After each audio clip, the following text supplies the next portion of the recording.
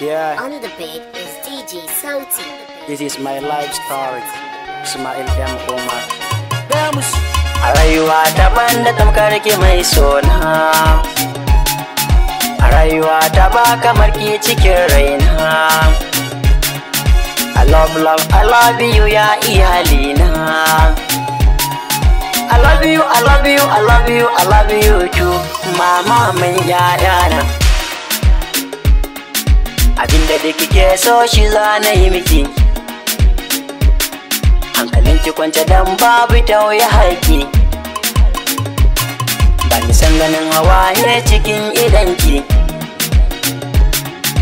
kimin halarci shi za na yi miki.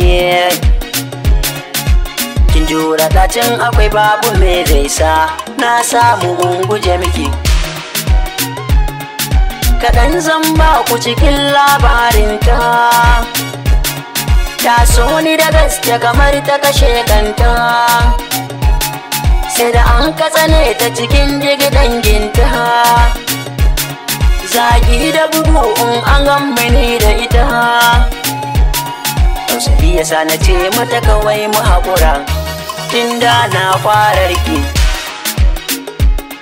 Sai ta ce mini ta yi kyau wannan shawara, ina ganin kamar da gaske ne ta haƙura. Dan bakin ciki na koma ƙauyen mu Bajira,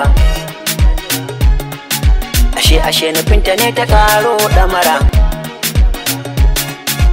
Na dawo daga gona na ganta a gidan mu nan ta yi birki. Tausayi da santa sun sa ido na yayi kwalla, na sani na baro ta ne cikin babbar matsala. Turar rashi na ta kawo da cewa duk walwala, ta yi wa baba na cikakken bayani, shi kuma ya yi alkawari za mu koma. Na dawo daga aiki kafin na sauke kaya a keken shanuna, shi kuma ya haɗo mini dukan tufafina. Da na kammala ya ce min ni zo ga guri zauna, ya yi min nasiha ya ce aure yin Allah ne, in ya haɗa ba mai raba shi ko da shi wane.